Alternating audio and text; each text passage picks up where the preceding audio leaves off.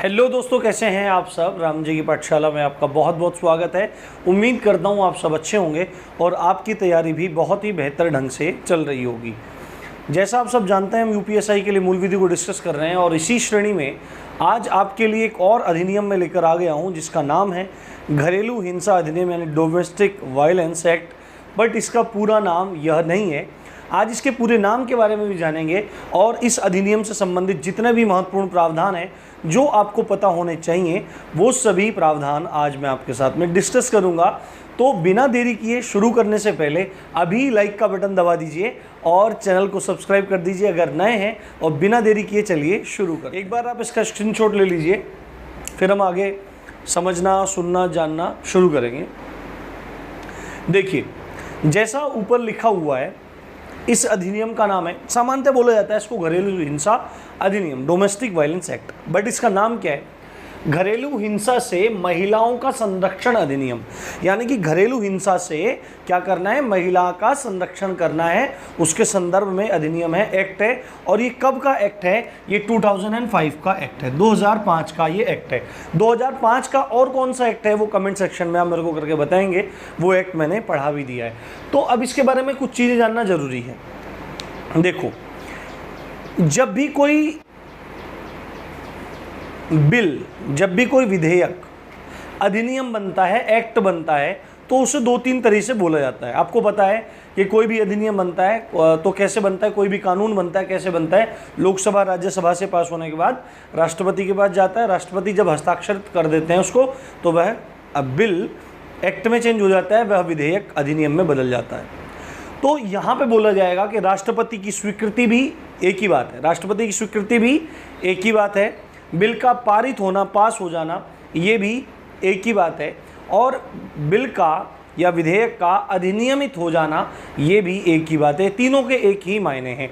तो यदि आपसे पूछा जाएगा कि घरेलू हिंसा अधिनियम कब राष्ट्रपति द्वारा स्वीकृत हुआ, यानी कि कब अधिनियमित हुआ, कब अधिनियमित हुआ, तो आपको बोलना पड़ेगा 13 सितंबर 2005। देखो, इन तिथियों में काफ़ी ज़्यादा क्या रहता है, कई बार कोई कुछ बताता है नेट पे, कहीं कुछ रहता है। बट मैं आपके लिए बहुत ही ऑथेंटिक तरीके से सर्च करता हूँ इनमें गूगल पे, बुक्स पे, हर जगह देख के जहाँ सबसे ज़्यादा ऑथेंटिक, जो सबसे ज़्यादा मिलता है, उसी चीज़ को मैं आपके सामने पेश करता हूँ। तो इसमें ऑफेंड होने की कोई ज़रूरत नहीं है। तो राष्ट्रपति की स्वीकृति 13 सितंबर 2005 को मिली। और ये लागू कब हुआ? ये लागू हुआ, अब लागू होना क्या बात है, पारित हो गया बात अलग है, लागू होना मतलब अब से लागू है, इस कानून के हिसाब से सब चीज़ें चलेंगी। तो लागू हुआ ये 26 अक्टूबर 2006 को, 26 अक्टूबर 2006 को ये लागू हुआ, ये आपको ध्यान रखना है। फिर उसकी बात है, कुल धाराएं कितनी है? कुल धाराएं हैं इसमें 37, टोटल सेक्शंस हैं 37 एंड चैप्टर्स हैं 5 इसमें। अब जैसा आपको पता है कि पहली जो धारा होती है उसमें क्या रहता है? संक्षिप्त नाम रहता है, विस्तार रहता है, प्रारंभ रहता है। तो संक्षिप्त नाम आपको पता लग गया, घरेलू हिंसा से महिलाओं का संरक्षण अधिनियम 2005, ये संक्षिप्त नाम है। कब लागू हुआ ये आपके सामने, 26 अक्टूबर 2006। और प्रवर्तन कहाँ पे है इसका, ये चीज़ मैं आपको बताना भूल गया। प्रवर्तन, विस्तार कहाँ पे है? संपूर्ण भारत में इसका विस्तार है, संपूर्ण भारत में इसका विस्तार है। ज़्यादातर जो भी आपके पास एक्ट हैं, जो भी आपके एग्जाम में एक्ट पूछे जाएंगे, ये राजस्थान पुलिस के भी एक्ट हैं, राजस्थान पुलिस में भी ये पूछे जाएंगे। तो ये जो एक्ट हैं, तो इनमें पहले क्या था, ये जम्मू कश्मीर को छोड़कर संपूर्ण भारत में लगते थे। बट आपको पता है कि जम्मू कश्मीर से धारा 370 हटा ली गई और 31 अक्टूबर 2019 से वहाँ पर 2 केंद्र शासित प्रदेश बन गए। तो उसके साथ वह भारत का मतलब अब उसमें विशेष राज्य का दर्जा खत्म हो गए। अब जितनी भी विधियां थी जो वहाँ पे नहीं लग रही थी, आईपीसी, सीआरपीसी वगैरह जो नहीं लग रही थी, अब वो भी लगने लगी हैं। और ये चीज़ बहुत ज़्यादा इंपॉर्टेंट है, आपको ये चीज़ें ध्यान रखनी है। सामान्यतः सभी अधिनियमों में क्या होता है, आईपीसी में तो छोड़ दिया जाए, थोड़ा अलग कर दिया जाए, पर सीआरपीसी और जितने भी एक्ट मैंने आपको पढ़ाए हैं अभी तक, उन एक्ट में जो सेक्शन 2 रहता है वो डेफिनेशंस के बारे में बात करता है, वो परिभाषाओं के बारे में बात करता है। तो बहुत सारी परिभाषाएं होती हैं किसी भी एक्ट में, पर हमको केवल जरूरी चीज़ें यहाँ पे ध्यान रखनी है। तो सेक्शन 2A बोलता है व्यथित व्यक्ति के बारे में। व्यथित मतलब जो परेशान है, जो पीड़ित है उसको बोला जा रहा है व्यथित व्यक्ति। तो व्यथित व्यक्ति कौन है? घरेलू हिंसा अधिनियम में व्यथित व्यक्ति कौन होगा? महिला ही होगी। व्यथित व्यक्ति कौन होगा? महिला ही होगी, जो प्रत्यर्थी के संबंध में रह रही है या रह रही थी। अब व्यथित व्यक्ति कौन? महिला, कोई भी विमेन, कोई भी महिला, कोई भी औरत इसमें व्यथित व्यक्ति होगी, पीड़ित होगी, और प्रत्यर्थी के संबंध में। अब प्रत्यर्थी कौन है? प्रत्यर्थी हमको आगे पता लगेगा। यहाँ पे 2Q में प्रत्यर्थी है। प्रत्यर्थी का मतलब क्या है? प्रत्यर्थी या प्रत्युत्तरदाता, रेस्पोंडेंट, कौन जिम्मेदार है? जिम्मेदार कौन है? प्रत्यर्थी कौन है? तो प्रत्यर्थी वो है जो जिसके खिलाफ चार्जेस लगेंगे, जिसके खिलाफ महिला चार्जेस लगाएगी, आरोप लगाएगी कि इसने हमारे साथ में मारपीट किया, घरेलू हिंसा, इसने हमारे साथ में घरेलू हिंसा की है। तो व्यथित व्यक्ति हुई यहाँ पे महिला, और प्रत्यर्थी कौन हुआ? जो जिम्मेदार है, जो कर रहा है उस एक्ट को। तो ठीक है। और महिला प्रत्यर्थी के संबंध में या तो वर्तमान में रह रही है, अभी भी घरेलू हिंसा हो रही है, या रह रही थी। ठीक है, रह रही थी तो माना जाएगा। और साथ में प्रत्यर्थी के बारे में बता दिया। प्रत्यर्थी कौन है? जिस पे यह आरोप लगाया जाए कि इसने मेरे साथ में घरेलू हिंसा की है। ये महिला जो व्यथित व्यक्ति है, ये कथन के द्वारा क्या करे? घरेलू हिंसा का आरोप जिस पर लगाए वह है प्रत्यर्थी, और प्रत्यर्थी के साथ में उस महिला का संबंध होना चाहिए, यानी कि या तो उसके साथ वो रह रही है या रह रही थी। ये बात आपको समझ में आ गई होगी, ये क्या चीज़ है। उसके बाद सेक्शन 2B में देखो, खाली घरेलू हिंसा वैसे तो महिलाओं से संबंधित ही है, पर घरेलू हिंसा के शिकार बच्चे भी होते हैं। दे बेल्ट दे चप्पल, ऐसे चलता है काम। आपके साथ भी कई बार हुआ होगा, पर वो हमारे पिताजी का प्यार था, घरेलू हिंसा नहीं थी। घरेलू हिंसा एक्चुअल में कहते किसको? उसकी परिभाषा इधर आएगी, आपको पता लगेगा घरेलू हिंसा कहते किसमें। तो बालक है, सेक्शन 2B में बालक की परिभाषा है। तो बालक किसको कहा गया इसमें? घरेलू हिंसा अधिनियम में 18 वर्ष से कम आयु का जो भी है वह बालक कहा गया है, वह बालक कहा गया है। ठीक है। उसके बाद सेक्शन 2F में घरेलू नातेदारी के बारे में। नातेदार क्या होता है? रिश्तेदारी, जो संबंध होते हैं घर में, जो संबंध होते हैं उनको घरेलू नातेदारी कहते हैं। तो इसमें देखो, घरेलू नातेदारी क्या है कि ऐसी नातेदारी जो दो व्यक्ति हों। माना कि दो व्यक्ति हैं, एक व्यक्ति है एक और दूसरा व्यक्ति है दो, और ये दोनों के दोनों व्यक्ति कहाँ रह रहे हैं? सहभागी गृह में रह रहे हैं, यानी कि एक ही घर में रह रहे हैं। सहभागी यानी कि साथ में, भाग मतलब उसमें रहना, भोगना, उसको है ना, उसको भोगना।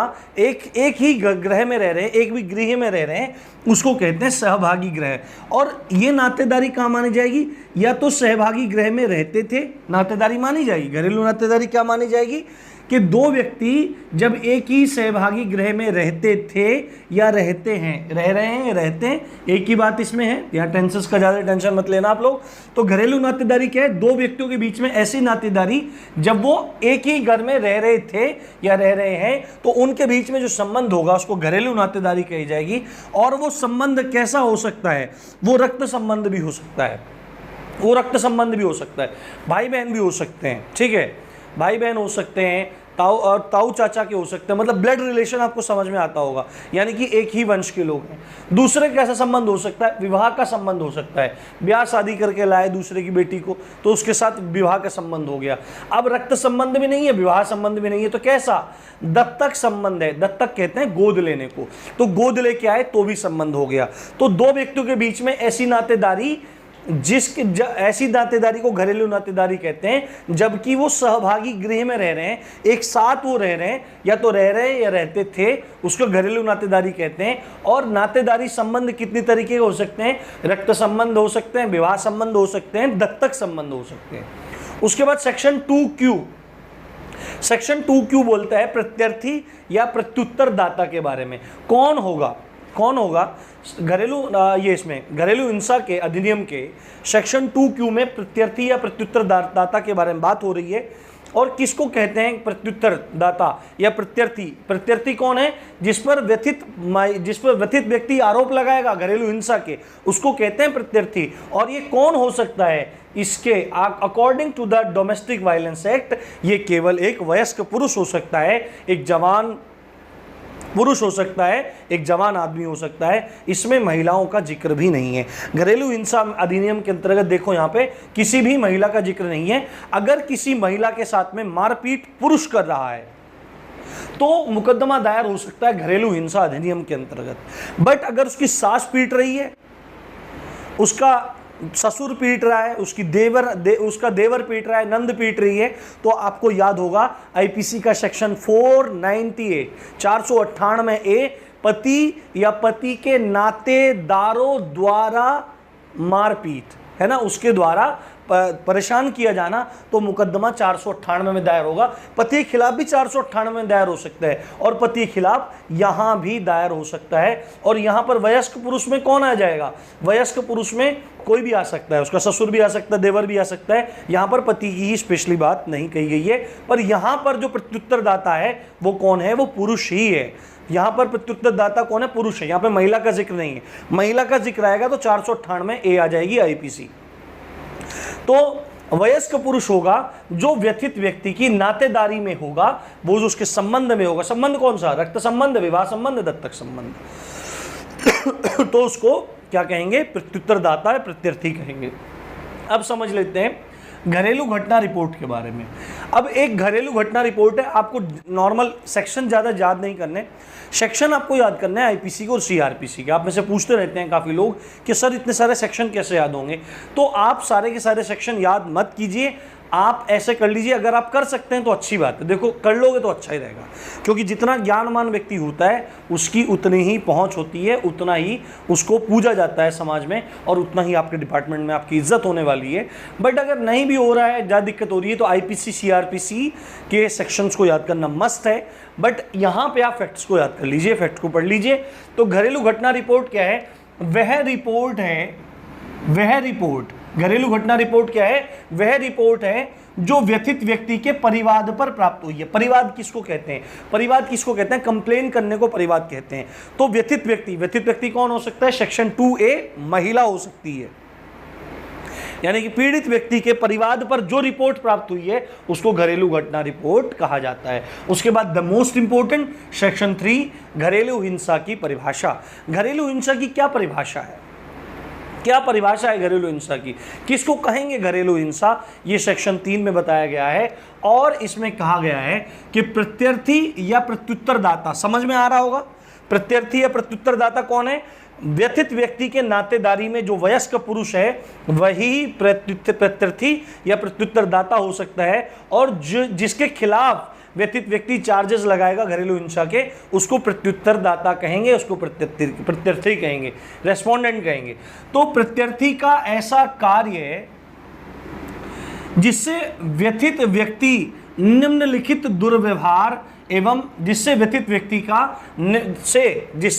व्यक्ति से निम्नलिखित दुर्व्यवहार या दुरुपयोग दर्शित होता हो, दिखाई देता हो। यानी कि वयस्क पुरुष का ऐसा कार्य जिससे व्यथित व्यक्ति यानी कि महिला का दुरुपयोग दिखाई देता हो या उसके साथ कोई दुर्व्यवहार दिखाई देता हो, ऐसे जो कर्म हैं, ऐसे जो कार्य हैं, उनको घरेलू हिंसा कहा गया है। और ये दुर्व्यवहार या दुरुपयोग 4 प्रकार के हैं। पहला है शारीरिक दुरुपयोग, दूसरा है लैंगिक दुरुपयोग या दुर्व्यवहार, तीसरा है मौखिक एवं भावनात्मक दुर्व्यवहार, और चौथा है आर्थिक दुर्व्यवहार। ये 4 प्रकार आ जाते हैं घरेलू हिंसा में, जिसको रेस्पोंडेंट करता है अगेंस्ट किसके? विक्टिम के। प्रत्युत्तर दाता करता है अगेंस्ट किसके? व्यथित व्यक्ति के, यानी महिला के खिलाफ कर रहा है। और इसकी श्रेणियां कितनी हैं? 4 श्रेणियां हैं। पहला क्या है? शारीरिक दुर्व्यवहार, यानी कि महिला के खिलाफ ऐसा आचरण किया जा रहा हो, उसको शारीरिक पीड़ा हो रही हो। शारीरिक पीड़ा कैसे हो सकती है? रस्सियों से बांध दिया, डंडों से मारा जा रहा है, चप्पलें मारी जा रही है, थप्पड़ मारे जा रहे हैं, तो शारीरिक पीड़ा उस महिला को हो रही है, ठीक है। या ऐसा कोई काम किया जा रहा है जिससे उस महिला के जीवन को खतरा हो जाए, या उसके किसी अंग को खतरा हो जाए, या उसके स्वास्थ्य को खतरा हो जाए, या ऐसा कोई काम किया जा रहा है जिससे उसके स्वास्थ्य को, उसकी हेल्थ डिक्रीज होनी शुरू हो जाए, उसकी स्वास्थ्य का ह्रास होना शुरू हो जाए, उसको शारीरिक दुर्व्यवहार कहा जाएगा। अब देखो जीवन में खतरा कैसे आ जाए, इसको स्लो पॉइजन दिए जा रहे हैं, या उसको ठीक से शारीरिक ह्रास कब होगा, स्वास्थ्य ह्रास कब होगा? उसको खाना नहीं दिया जा रहा, घंटों घंटों 2-2 दिन हो गए, 3-3 दिन हो गए, कमरे में बंद कर रखा है, मारा पीटा जा रहा है, उसके किसी एक अंग को पकड़ के ही स्पेशली टारगेट किया जा रहा है जिससे उसका कोई अंग खराब हो जाए, लाठी मारी जा रही है। हमने तो ऐसा भी सुना है कि लोग नसों को डंडियों से पीटते हैं, ऐसा सुना है। भाई ऐसे लोग पता नहीं कहाँ से आते हैं। भाई अगर एक इंपॉर्टेंट बात है, आप लोग दरोगा बनोगे, बट अगर आपका स्वभाव बहुत ज़्यादा उग्र है ना और आप बर्दाश्त नहीं कर पाते तो शादी मत करना भाई। किसी महिला पर हाथ उठाने से पहले 100 बार सोचना चाहिए कि अगर यहीं पे तुम्हारी बहन होती तो तुम्हारे जी पे क्या जोर पड़ता। जो महिला की इज्जत नहीं कर सकता वो महिला के लायक है ही नहीं। महिला क्या चीज़ है, स्त्री क्या चीज़ है, तुमको पता ही नहीं है। तो भारतीय संस्कृति है, उस संस्कृति में देवी का आराधन किया जाता है, 9 दुर्गाओं की पूजा होती है, 10 महाविद्याओं की पूजा होती है और ब्रह्मांड की जननी, पालनकारिणी एवं उसका संहार करने वाली भगवती को कहा गया है। उस भगवती का स्वरूप है।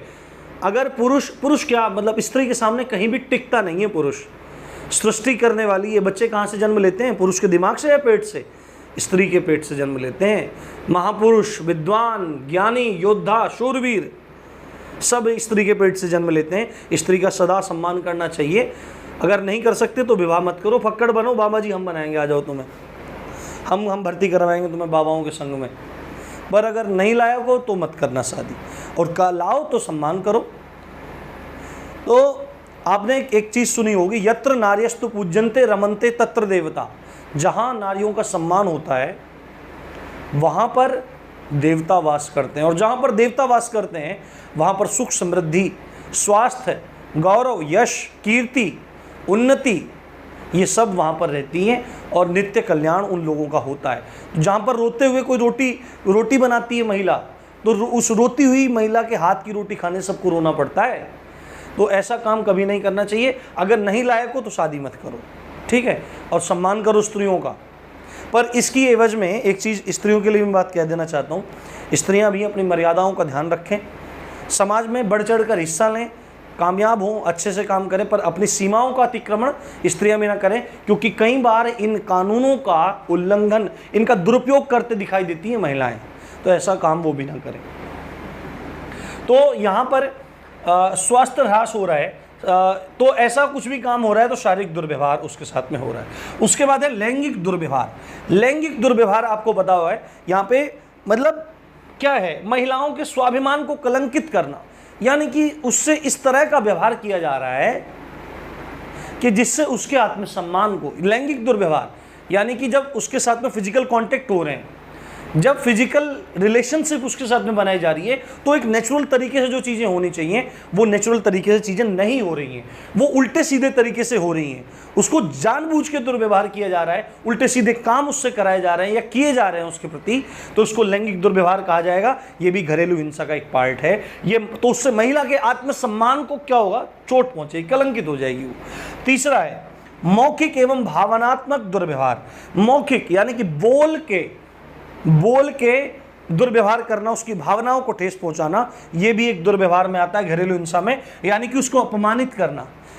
10 जगह वो खड़ी है बेचारी, अपने मोहल्ले में खड़ी है, वहीं से उसको थप्पड़ मारा, एक तो यह हुआ घरेलू हिंसा वाला, और उसके आत्मसम्मान को कितनी चोट पहुंची।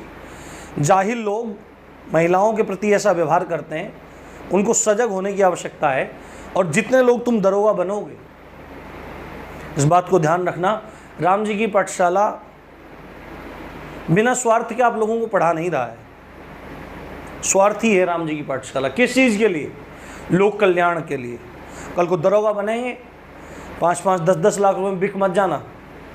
जो धर्म है, जो न्याय है, उसकी प्रतिष्ठा करना या मर जाना, इस बात का ध्यान रखना।